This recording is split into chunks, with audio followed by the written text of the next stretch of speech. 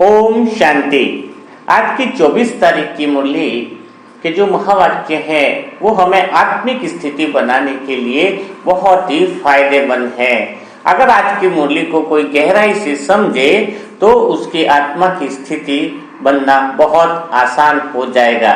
तो आज की मुरली से 2-3 ऐसे बहुत विशेष पॉइंट है जिसको आज गहराई में हम लेके जाएंगे और कोशिश करेंगे कि स्वयं को हम आत्मिक स्थिति में प्रैक्टिकल में अनुभव करें। तो बिना देरी किए चलो शुरुआत करते हैं।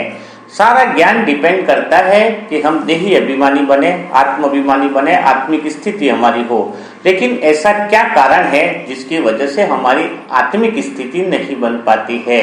तो इसके लिए विशेष जो पहली बात जो है वो अटेंशन रखनी है। इसको बहुत ध्यान से सुनोगे तो आज आपका आत्मिक स्थिति बनना बिल्कुल आसान हो जाएगा।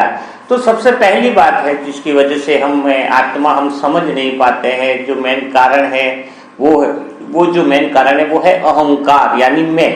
यानी ये तो सबको पता है कि मैं यानी जो शरीर के साथ जुड़ा हुआ है, जिसकी वजह से हमें आत्मिक स्थिति अनुभव नहीं हो पाती है। अब हम समझ गए कि जब मैं शरीर के साथ जुड़ा हुआ है, यानी जब यह मैं आत्मा के साथ जुड़ जाएगा तो समझ लेना कि आत्मा समझना नेचुरल हो जाएगा। अब मैं अगर शरीर के साथ जुड़ा है और उस मैं को अगर हमें आत्मा के साथ जोड़ना है, इसका अर्थ क्या हुआ, इसको थोड़ा अच्छे से समझना होगा।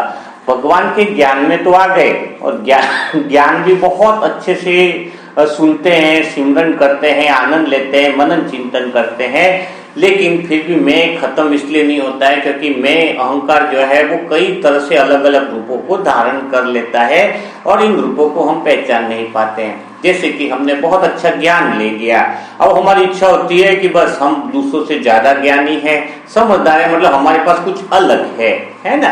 और हम जहां पर भी जाते हैं बस ज्ञान उड़ेलना भी चालू कर देते हैं।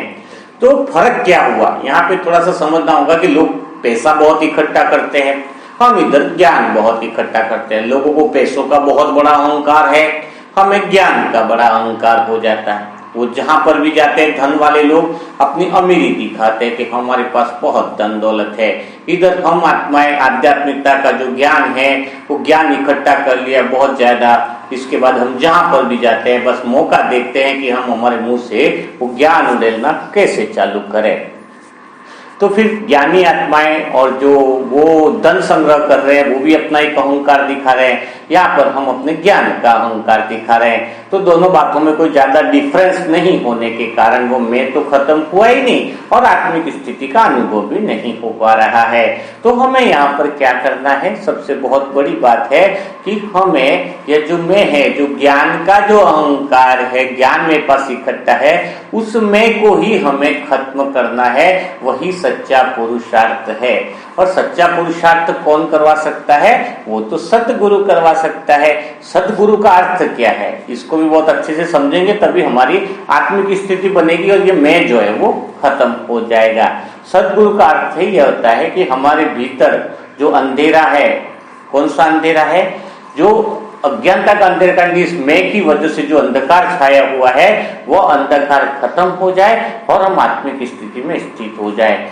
तो यहाँ पर परमात्मा शिव जो कहते हैं, मीठे बाबा जो कहते हैं, जब दादी से भी पूछा कि हम प्रकाश मणि दादी से बात की मैंपन को कैसे खत्म करें, तो दादी ने एक ही बात करी कि और गुरु तो बहुत है इस दुनिया में। तो दादी ने कहा कि दुनिया में जो गुरु है वो शरीर के गुरु हैं। शरीर के गुरु हैं, उनको गुरु नहीं कहेंगे, उनको अपन टीचर कह सकते हैं, मतलब चिकित्सक कह सकते हैं। जैसे कोई शरीर की बीमारी के बारे में बताएंगे तो उसको गुरु तो नहीं कहेंगे ना, कि तुम चाहे वो प्राणायाम करो, चाहे वो बता तो शरीर के बारे में रहा है ना। लेकिन जो मैं है अंदर, जो मैं शरीर और शरीर के विषय से जुड़ा है, उस मैं के बारे में कोई सिखाता है, मैं को विषय से जो मुक्त करा करके आत्मिक अनुभव कराता है, बंधनों से मुक्त कराता है, उसको हम गुरु या सदगुरु कह सकते हैं। तो दादी ने बताया कि दादी से पूछा कि मैं को अलग कैसे करे, इसको परिवर्तित कैसे करे। तो दादी इसके बारे में बहुत अच्छी बात सुनाया करती थी प्रकाश मणि दादी की, जो मैं है ना, जो किन किन विषय से जुड़ा हुआ है, पहले इस चीज को चेक करना होगा। मैं जो है, मैं का संबंध देह और देह के रिश्तों के साथ भी है, मैं का संबंध पैसों के साथ भी है, मैं का संबंध जो है वो बिल्डिंग है, गाड़ी, वो सबसे भी मैं विषयों में फंसा हुआ है। और आज हम क्या करते हैं, कोई अगर धन कमाने की कला सिखा रहा है तो वो अच्छी बात हो सकती है, गलत बात नहीं है, लेकिन उससे होना क्या है, अपने को अपना मैं है और फंसता जाने वाला है। जैसे धन कमाने की कला, लाख रुपए में 50 लाख कमा रहा, तो मेरा मैं विषय से निकला या विषय में फंसा, ये बहुत समझने की वाली बात है। शरीर के बारे में ज्यादा ही बात करने से, एक लिमिट में ध्यान रखना एक अच्छी बात है, लेकिन पूरा ध्यान शरीर के बारे में बात करना है, शरीर का ध्यान रखना है, प्राणायाम करना है, ये मेकअप करना, वो करना, तो हमारा मैं जो है वो शरीर में फंस रहा है या शरीर का जो विषय है उससे निकल रहा है, यह हमें चेक करना है। ज्ञान यानी सदगुरु का काम है कि परमात्मा शिव एक ही काम करता है कि जो हमारे मैं से जो भी विषय जुड़े हुए हैं उसकी सार्थकता नहीं, उसकी निरर्थकता कितनी है, वो उसको क्लियर करके परमात्मा शिव हमें समझाते हैं मुरली के द्वारा। इसलिए हमें उन विषय को छोड़ने का प्रयास करना होगा और उस विषय की जैसे जैसे हमारा ये मैं इन विषय को, साधनों को छोड़ता जाएगा, देह और देह के संबंधों को भी छोड़ता जाएगा, तो समझ लेना कि आत्मिक स्थिति का अनुभव बहुत अच्छे से हो जाएगा। आज कई सारी ब्राह्मण आत्माओं की सबसे मेन समस्या क्या है कि वह न तो मैं से संबंधित विषय को भी नहीं छोड़ना चाहते हैं। मैं से संबंधित यानी मैं शरीर से जुड़ा हुआ है, देह और देह के संबंधों से जुड़ा हुआ, मैं धन दौलत से जुड़ा हुआ, मैं अहंकार से जुड़ा हुआ है, मैं जो है वो इस संसार की जगत में उपलब्धियों से जुड़ा हुआ, मैं संसार में कुछ कर ही दिखाऊं, मैं संसार से कुछ अलग करूं, तो कर तो संसार में ही रहा है ना, तो वो भी तो अलग करने की चाह है, वो भी तो मैं से संबंधित हो गई ना। तो मैं का अर्थ यह है कि जब मैं इन विषयों से छूटे और मैं जो है जितना जितना विषयों से अलग होता जाएगा, विषयों की निरर्थकता समझता जाएगा, तो फिर वह मैं किसमें तब्दील होता जाएगा, मैं आत्मा में तब्दील होता जाएगा, मैं आत्मिक रूप में अनुभव होने लगेगा। तो समझ लेना कि आत्मिक स्थिति का अनुभव आपको बहुत अच्छे से होने लगेगा। अगर आपके अंदर आत्मिक स्थिति का अनुभव नहीं हो रहा है, इसका कारण यही है कि आपका जो मैं है अभी भी कई सारे विषयों से जुड़ा हुआ है, चाहे वो मैं बहुत ज्यादा गहराई से कोई फुटबॉल का मैच है, टीवी है, फिल्म की दुनिया है, या फिर मैं मतलब कितनी सारी विषयों से, देह और देह के विषय से कितना जुड़ा हुआ है। तो ज्ञान के द्वारा हमें यह अनुभव होना चाहिए कि इन विषयों से जो मैं जुड़ा हुआ है उससे दुख है, उससे अशांति है, उससे अपवित्रता है, और मैं जो मन है उसको कमजोर करता जा रहा है।